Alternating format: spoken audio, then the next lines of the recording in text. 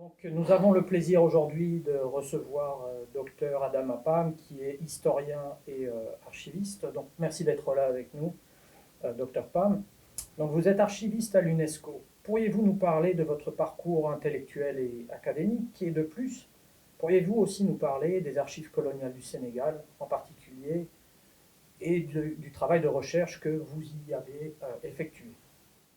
Merci Vincent, merci de m'inviter dans cette prestigieuse université francophone ou dans cet institut francophone en Amérique qui n'est pas ce que je trouve déjà exceptionnel.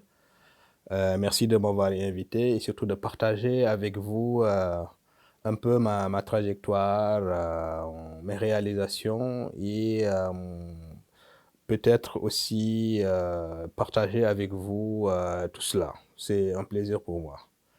Alors, je suis Dr Adam Alipam, je suis historien de formation. Je suis également archiviste paléographe. J'ai soutenu ma thèse à l'Université de la Sorbonne à l'École des Chartes. J'ai également soutenu une thèse de doctorat d'histoire à l'Université Cheikh Anta Diop de Dakar. Mes travaux ont porté essentiellement sur l'histoire de la médecine et de la santé en situation coloniale au Sénégal. Et j'ai débuté ma carrière en tant qu'archiviste professionnel comme conservateur des archives aux archives nationales du Sénégal. Comme vous le savez, l'empire colonial français était organisé en Afrique autour de deux fédérations, la Fédération de l'Afrique occidentale française et puis la Fédération d'Afrique équatoriale française.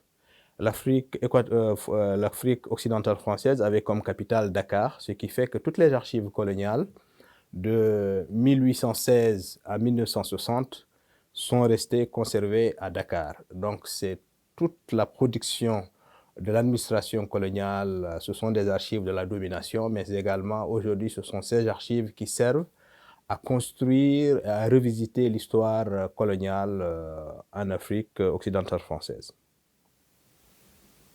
Donc, euh, selon vous, quelles sont les limites de ces archives coloniales pour réécrire disons, une histoire globale des anciens pays de l'Empire français et comment pallier aussi à certaines absences, euh,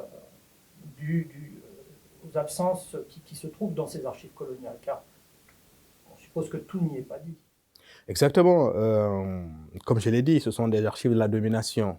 Ce sont des archives écrites qui ont été produites dans un contexte donné, dans le contexte d'une administration coloniale, dans un contexte de domination coloniale.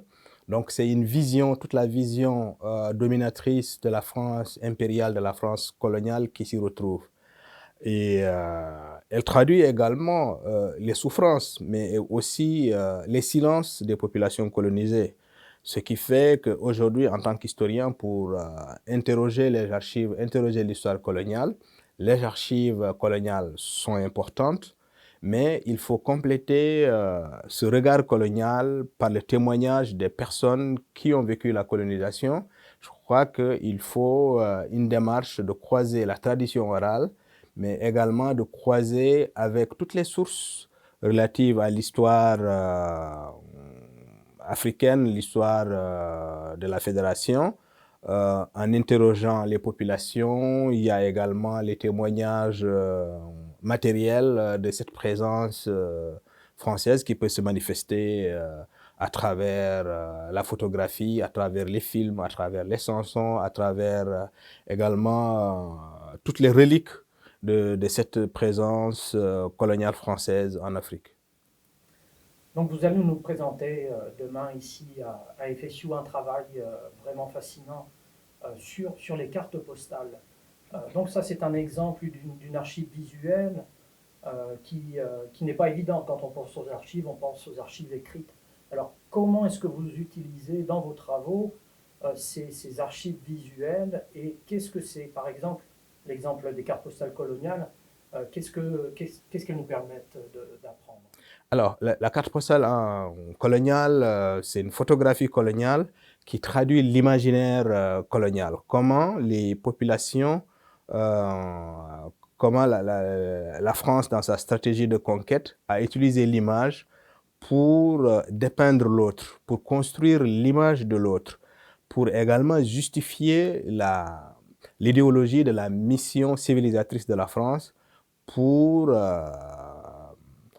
justifier aux yeux du public français, hein, puisque tout le monde n'était pas en France à l'époque, tout le monde n'était pas d'accord avec la colonisation.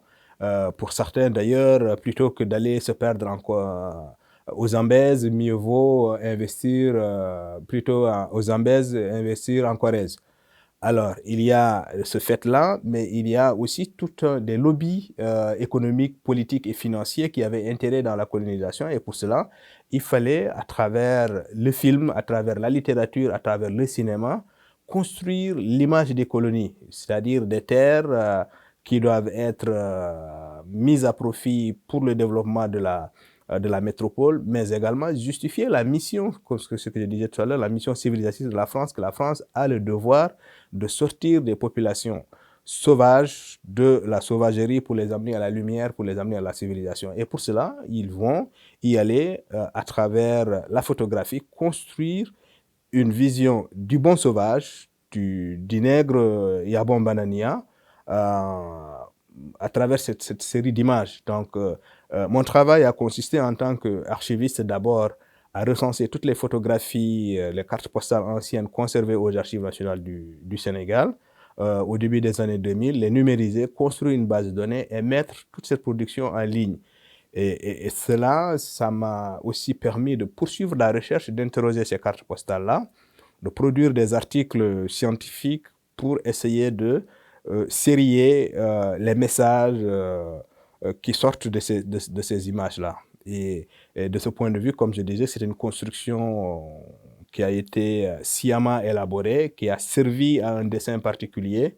Mais aujourd'hui, ces cartes postales, au-delà de la fonction première de la propagande, elles sont également une mine de renseignements énorme sur l'histoire de la mode, sur l'histoire de l'urbanisme, sur l'histoire des techniques, mais aussi l'histoire même de la violence coloniale, hein, de la justice coloniale.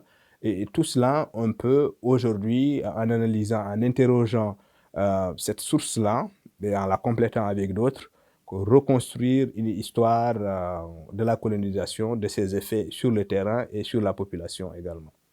Merci. Merci pour cette réponse vraiment fructueuse. Ce qu'on observe au Sénégal depuis 30 années, c'est que grâce à ces archives, on a de plus en plus une histoire, on va dire, véritable de la colonisation. Grâce à vos travaux, notamment à l'histoire orale, on va parler dans quelques minutes de votre livre, on arrive à compléter, non pas tout, bien sûr, on ne peut pas avoir une peinture parfaite de l'État colonial au Sénégal, mais ce que l'on observe, et c'est pour ça qu'on a ces conférences sur le Sénégal ici à FSU aujourd'hui, c'est la vivacité de la recherche historique, le Sénégal comme une porte d'entrée pour comprendre l'empire colonial français en Afrique. Donc c'est une question un petit peu plus d'actualité que je vais vous poser. J'aimerais avoir votre avis, votre opinion personnelle. Comme on vient de le mentionner, il y a ce que vous appelez une mine de renseignements au Sénégal. Qu'en est-il de la situation française, de la situation en France, de l'accès aux archives, et qu'en est-il aussi du discours historique en France sur la colonisation? Est-ce qu'on a réussi, vous le pensez, ou est-ce que l'on n'a pas réussi en France à mettre ces questions à jour? Est-ce qu'on arrive à discuter le passé colonial de la France en France? Alors, je crois qu'il y a, sur la question du passé colonial, de l'histoire coloniale de la France, il y a un grand malaise, une difficulté bien française à faire face à l'histoire coloniale, comme faisant partie de l'histoire intégrale de la France. La colonisation est un fait, c'est un fait historique qui s'est déroulé avec des acteurs qui ont été la cheville ouvrière du système colonial. Il y a des gens qui ont souffert de la colonisation et aujourd'hui, toutes ces populations-là, au nom de l'histoire, au nom du passé, se font face. Je crois qu'il y a lieu de solder cette mémoire douloureuse, ces blessures de la mémoire de cette rencontre entre la France et ses anciennes colonies pour interroger l'histoire tout simplement, faire face à l'histoire et aller au-delà de cette blessure historique. Mais pour cela, il faut, il me semble, d'abord enseigner l'histoire de la colonisation dans les universités françaises. Il faudrait aussi qu'en Afrique, que les programmes scolaires enseignent non seulement cette histoire de la colonisation, mais aussi interroger l'histoire de l'Afrique avant, pendant et après la colonisation. Et de ce point de vue-là, je pense que cette mémoire douloureuse de la colonisation se manifeste aujourd'hui dans les débats politiques en France sur la question de l'immigration, mais aussi sur l'accès aux archives. Hein. Pour l'accès aux archives, il y a un ensemble d'instruments qui existait en France, qui est un instrument juridique de la dérogation pour les documents qui n'ont pas atteint l'âge légal d'être accessibles aux chercheurs.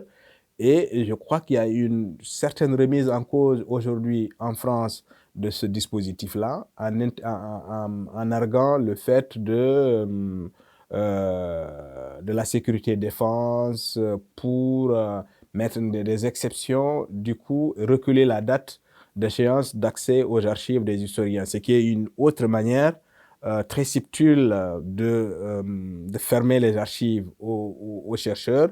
Et cela est d'autant plus regrettable que des archives qui étaient accessibles à des chercheurs il y a quelques années sont devenues inaccessibles. Et de ce point de vue-là, je pense il y a un travail à faire de ce point de vue-là, d'avoir un accès plus ouvert aux archives pour permettre à l'histoire et aux historiens de travailler et d'interroger le passé colonial de la France. Merci. Merci pour ce constat franc et juste, d'ailleurs, sur les archives. On a un réel problème en France. Encore une fois, sur les silences de notre passé colonial, et on nous ferme, à nous historiens, les portes d'accès à la connaissance. Donc, parlant d'un travail magistral du point de vue à la fois documentaire, du point de vue de l'écriture et du point de vue de l'histoire orale, j'aimerais parler maintenant de votre ouvrage Colonisation et santé au Sénégal, paru chez l'Harmattan en 2018, qui, comme je l'ai dit, est un ouvrage remarquable à tout point. Donc pour ceux qui n'ont pas encore lu le livre, que je recommande très vivement d'ailleurs, pourriez-vous nous expliquer les grandes trames de recherche et les arguments de votre livre? Alors, merci beaucoup. Ce livre est tiré d'une thèse de doctorat que j'ai soutenue à l'Université de Dakar. C'était un peu le prolongement de ma thèse soutenue à l'École des Chartes, qui était Fièvre jaune et ordre colonial. Alors, ma thèse de doctorat d'histoire a consacré à une étude un peu de la pensée médicale en Afrique durant la période coloniale, en analysant deux faits majeurs, des épidémies de choléra et les épidémies de fièvre jaune qui ont durablement marqué l'histoire coloniale du Sénégal. Et les grandes trames de ce livre, c'est d'abord partir d'un constat que la recherche historiographique française sur la question de l'histoire de la santé, elle est très en retard. Dans le milieu anglo-saxon, anglophone, les recherches mettant la santé, l'histoire de la santé en perspective comme une histoire sociale, comme une histoire de la science, comme une histoire de la médecine. En France, on est resté pendant très longtemps à célébrer les médecins coloniaux, à justifier la santé comme un bienfait de la colonisation. Du coup, le regard critique autour de l'analyse de l'histoire de la santé a pris beaucoup de retard. Ça n'a pas véritablement constitué un axe de recherche majeur. Alors, moi, je suis parti du fait que du 18e au 19e siècle, il y a eu une résurgence des épidémies. Dans les années 1850, au moment où la France met la main dans la conquête coloniale, ça coïncide à un développement extraordinaire des épidémies. Par exemple, pour le Sénégal, il y a eu, rien que pour le Sénégal, 13 épidémies dans la deuxième moitié du 19e siècle. Et on le voit, par exemple, même la traite des esclaves a été un facteur de diffusion des épidémies. Il semblerait même que la fièvre jaune a, à un moment donné, posé de sérieux problèmes dans la traite atlantique. Et du coup, il y a eu même des mouvements pour interdire l'esclavage, pour freiner l'expansion des épidémies. Mais ce qu'il faut également noter, c'est que ces épidémies-là ont eu l'impact sur le développement de la médecine tropicale en Afrique, puisque les pastoriens, les premiers chercheurs en médecine coloniale, ont mis en place ou ont mis en œuvre tout un dispositif de recherche qui ont permis de comprendre et d'analyser au plus près les maladies tropicales. Alors, euh, la médicalisation de la société coloniale ne s'est pas faite très facilement aussi, il faut le reconnaître. De ce point de vue-là, il y a eu une empreinte des politiques coloniales, des politiques de santé sur les corps des indigènes, comme on les a appelés, mais également sur l'espace. En dehors de la mortalité massive, la recherche médicale s'est opérée dans les colonies pour la découverte par exemple, des vaccins, en utilisant le corps des indigènes pour faire des recherches, mais aussi en retravaillant l'espace géographique, en créant des espaces résidentiels de ségrégation où blancs et noirs étaient séparés. Pour ce qui est de Dakar, avec l'épidémie de la peste en 1914, on va créer le village de la Médina où les Africains sont ségrégés. Et les Européens vont rester dans les hauteurs, dans le plateau, ce qu'on appelle dans le plateau, ce qui n'est pas d'ailleurs une spécificité sénégalaise. À Caille, au Mali, il y a Caille Plateau, où il y avait les Européens. À Abidjan, il y a Abidjan Plateau, où il y avait les Européens. Il y a une systématisation de la séparation des communautés, mais également, non seulement on sépare les communautés, mais on met en place des dispositifs de contrôle des populations sur leur déplacement. Pour ce qui est du contrôle de la fièvre jaune, par exemple, le vaccin contre la fièvre jaune a été mis en place au Sénégal, à Dakar, par les instituts Pasteur de Tunis et de Dakar. Alors, le virus a été identifié pour la première fois chez un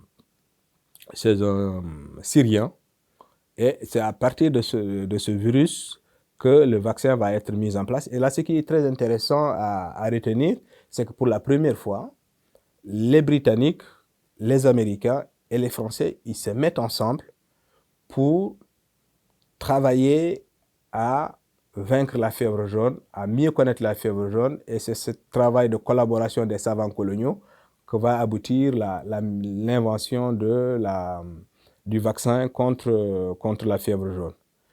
Et il y a une conférence intercoloniale qui se met en place en 1928 à Dakar. Et pour la première fois, cette conférence intercoloniale reconnaît que les Noirs, eux aussi, ils peuvent faire de la fièvre jaune. Parce que pendant tout le 19e siècle, il y avait une idéologie que les Noirs ne faisaient pas de la fièvre jaune. Du coup, les Noirs, pendant les périodes épidémiques, ils étaient les supplétifs du système colonial. C'est eux les militaires, c'est eux qui assurent le fonctionnement de l'administration, pendant qu'une bonne partie de la population blanche se confine, c'est un mot à la mode, ou retourne se mettre à l'abri en France. Alors, ce qui se passe en 1928, on arrive au constat que les Noirs, eux aussi, ils font de la fièvre jaune comme tout le monde.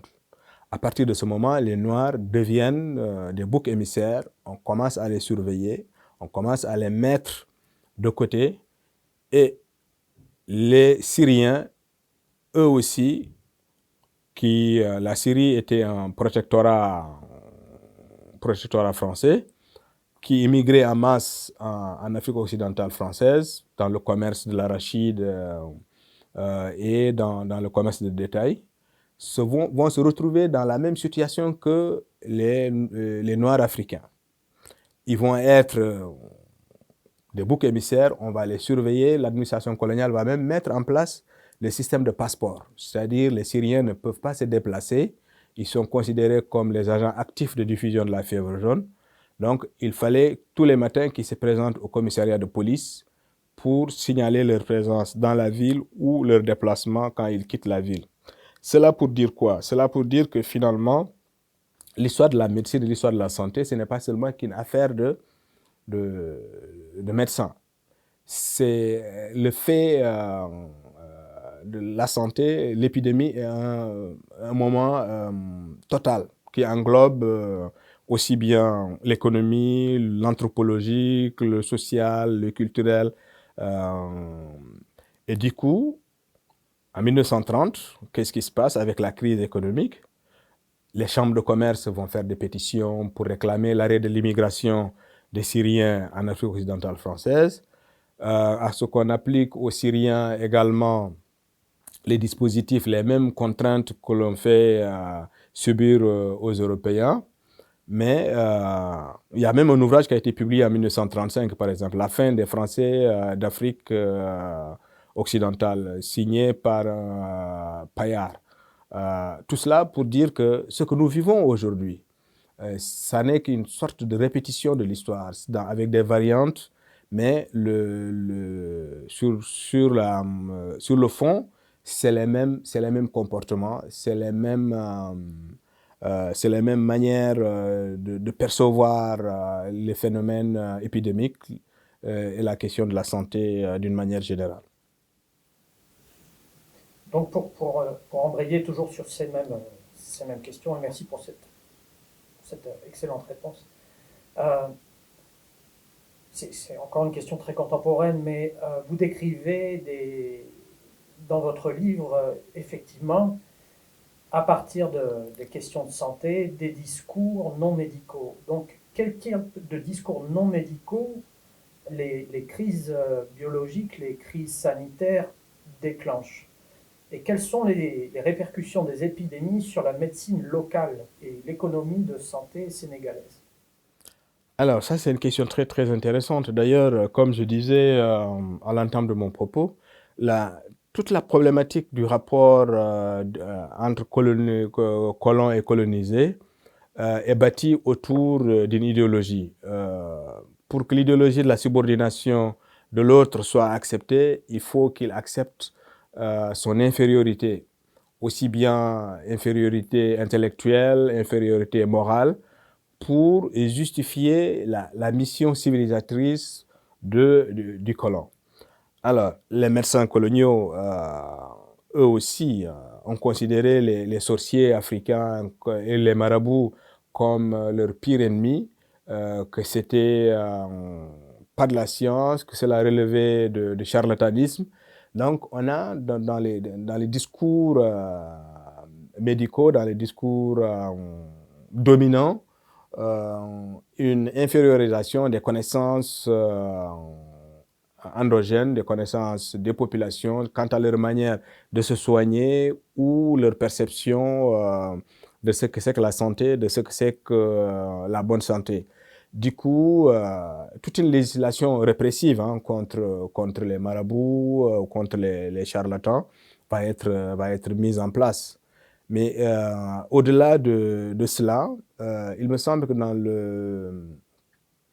dans mes recherches, on retrouve quand même en 1932, un gouverneur, le gouverneur de l'Afrique occidentale française, va commanditer une enquête auprès des populations indigènes pour connaître un peu quelles sont les pratiques dans les soins qu'ils apportent à la fièvre jaune, comment ils se soignent, comment ils se guérissent.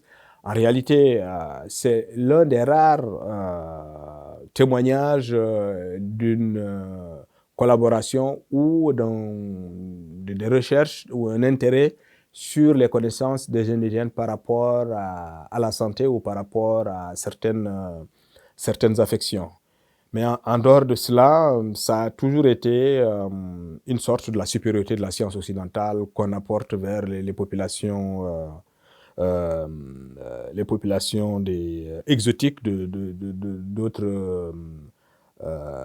d'autres pays ou d'autres contrées. Le deuxième aspect, c'est comment est-ce que, pour des raisons économiques, par exemple les chambres de commerce, le milieu de commercial, refusent l'application, par exemple, des quarantaines pour des raisons économiques. De ce fait, ils vont mettre des pressions sur les politiques et les politiques qui sont intéressés au vote des populations vont louvoyer et vont toujours essayer de retarder l'application des mesures sanitaires. Et cela s'est manifesté déjà en 1914, c'est la première fois qu'un noir, Blaise Diagne, gagne des élections et il va utiliser régulièrement, Blaise Diagne, il va utiliser la question de la dictature sanitaire appliquée aux populations sénégalaises, aux populations noires, pour essayer de l'utiliser comme un argument électoral. Et ça, c'est de voir, cela nous fait voir comment parfois des mesures supposées être des mesures d'ordre sanitaire peuvent être manipulées, utilisées pour justifier des positions politiques ou économiques. Très bien, merci.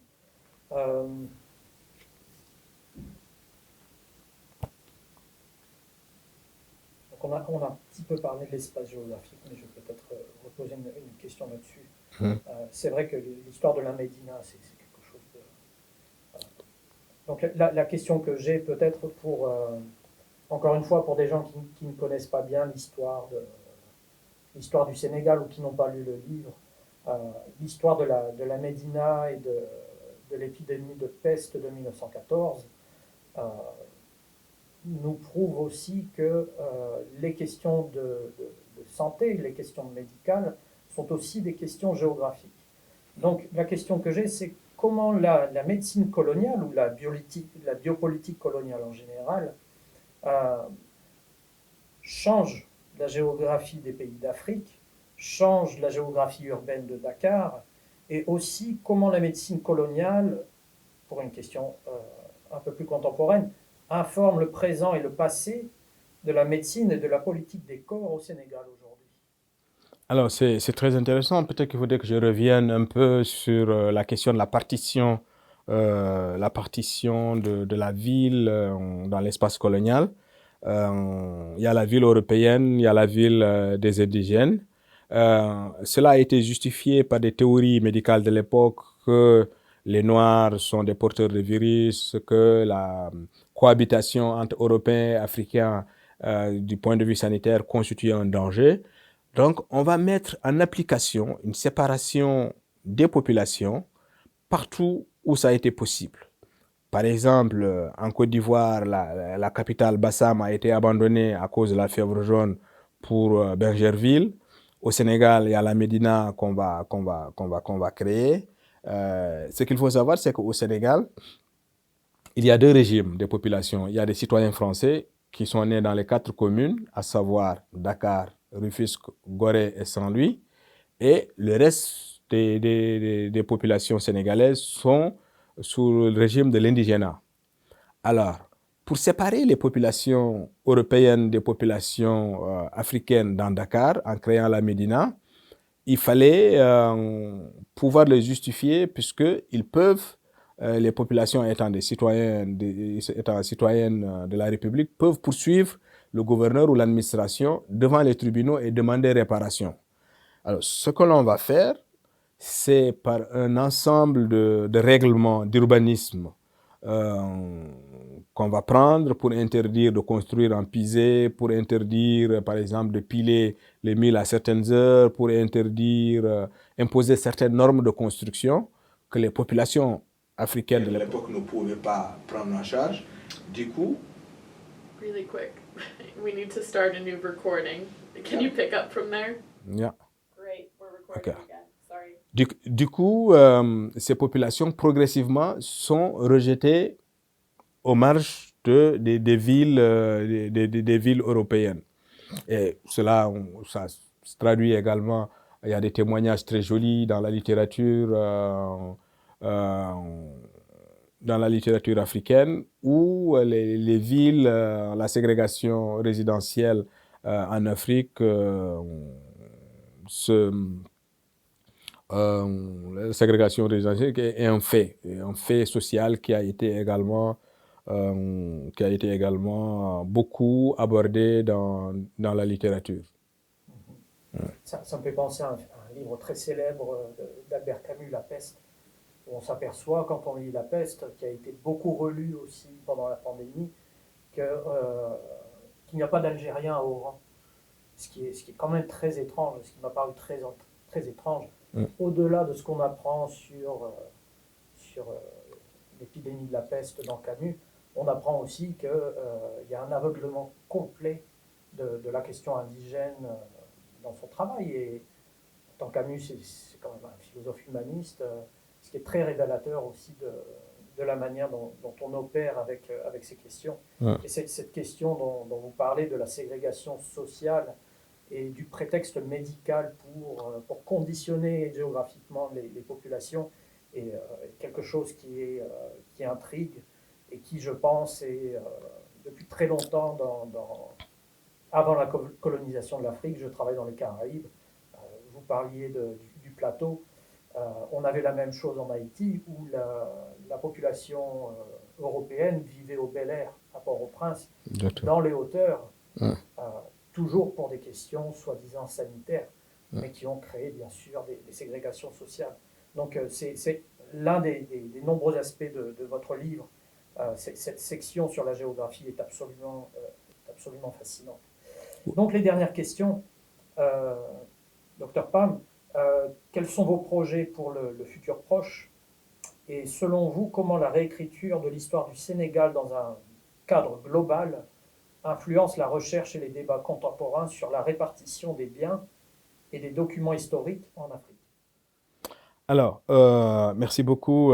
Juste peut-être avant d'arriver sur les projets et sur l'avenir de la recherche historique au Sénégal, parler un peu aussi de la ségrégation résidentielle, juste pour ajouter qu'à un moment donné, vu la difficulté politique de prendre en charge les décisions de politique sanitaire qui étaient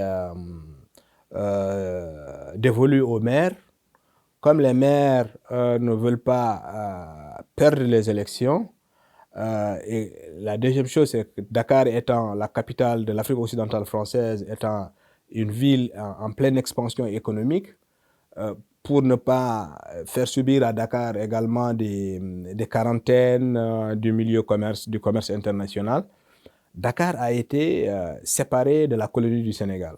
Il a été mis sous administration directe du gouverneur général de l'AOF, dessaisissant ainsi les maires et le gouverneur enlevant aux maires le risque de se faire battre aux élections à cause de l'impopularité des mesures sanitaires.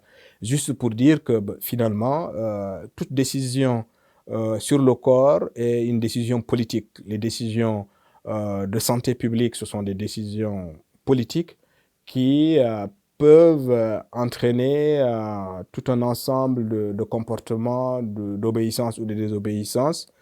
Et l'autre dimension également de la difficulté de la médicalisation de la société africaine est que la perception de la vie et de la mort n'est pas la même chez l'Européen que chez les Africains. Pour les Africains, d'une manière générale, le monde, c'est un monde binaire où on a le monde du visible et le monde de l'invisible. Que le monde des morts intervient dans le monde des vivants. Et que la maladie, parfois, elle peut être la manifestation d'un déséquilibre ou d'une faute du malade pour ne pas avoir satisfait un certain nombre de pratiques vis-à-vis des ancêtres, vis-à-vis du monde invisible. Alors que chez les Européens, surtout dans cette deuxième moitié du 19e siècle triomphant avec les théories microbiennes, toute cette perception de la santé chez les Africains relevait de mysticisme ou un peu d'un certain primitivisme. Du coup, la médicalisation de la société africaine s'est beaucoup heurtée à cette dimension spirituelle ou cette dimension invisible finalement pour l'occidental, qui fait que toutes les politiques de santé publique pendant la colonisation se sont révélées être une sorte de mise en ordre de la société. C'est une bagarre, une bataille, aussi bien pour des changements de comportement, l'imposition de l'hygiénisme ou tout simplement l'imposition des mesures médicales de force. Du coup, ça a été une grosse bagarre, aussi bien sur le plan moral, sur le plan intellectuel, mais aussi sur le plan physique par la maîtrise du corps des colonisés. Alors, pour la dernière question par rapport à l'histoire du Sénégal, vous avez bien fait de me poser cette question-là parce que c'est une question brûlante qui se pose actuellement au Sénégal, qui s'est lancée dans la réécriture de son histoire. Dans les années 60, l'UNESCO avait pris en charge l'écriture de l'histoire générale de l'Afrique. Aujourd'hui, le Sénégal a lancé un vaste projet de réécriture de l'histoire du Sénégal qui est prévu sur 25 volumes. Je crois que les 19 volumes sont déjà sortis, mais il s'est posé une question assez intéressante sur laquelle je réfléchis depuis un moment. C'est la remise en cause du travail des historiens par ce qu'on appelle les communicateurs traditionnels, les griots et autres communicateurs, qui, eux, ont estimé que l'histoire du Sénégal écrite avec les archives coloniales ne pouvait pas être l'histoire du Sénégal, que la vraie histoire du Sénégal, c'est celle écrite en partant des sources orales, en partant des traditions. Alors, la question, elle est intéressante, en fait. Il m'a semblé que les communicateurs traditionnels, nos griots qui étaient des historiens de fait de la cour, des cours royales ou des précepteurs dans les cours royales, ont perpétué une certaine culture de la mémoire qui ne correspond pas véritablement au travail de l'historien qui travaille sur des sources, qui les recoupe, qui les critique. Alors qu'ici, il s'agit des mémorialistes, des gens qui perpétuent des traditions, des chroniques qui sont, c'est vrai, des sources historiques, mais qu'il faut prendre avec prudence, qu'il faut savoir exploiter, qu'il faut savoir analyser. Mise ensemble, les sources traditionnelles, les chroniques locales, alliées aux sources des archives coloniales, mais pas que. Aussi tous les manuscrits datant du manuscrits de Tombouctou, les manuscrits de Guinée, aussi les cités, les Émirats maures. Il y a tout un ensemble de productions avant la période coloniale qui servent aussi, en plus de l'archéologie, à écrire l'histoire de l'Afrique. C'est dans ce chantier gigantesque que s'est lancé le Sénégal. Je crois que le Mali aussi est en train de travailler sur ces questions-là. Je crois que les Guinéens de Conakry sont également en train de travailler sur ces questions-là. C'est là pour dire qu'il y a une très grande demande d'histoire dans ces pays en Afrique qui, je pense, commence à tourner la page d'une certaine histoire, d'un certain narratif sur l'Afrique, sur les Africains, qui sont en train de déconstruire et de repenser l'histoire de l'intérieur de l'Afrique, de l'intérieur du Sénégal.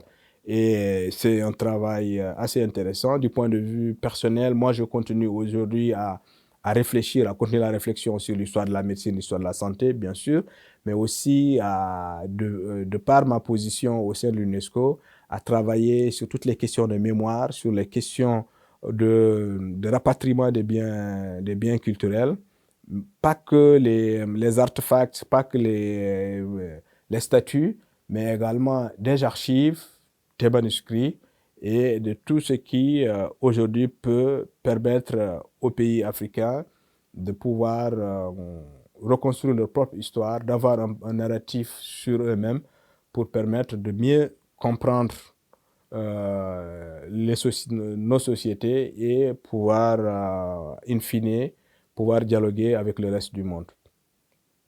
Très bien, et je vous remercie, Dr Pam, pour cet entretien lumineux et puis pour vos contributions essentielles à la vérité historique.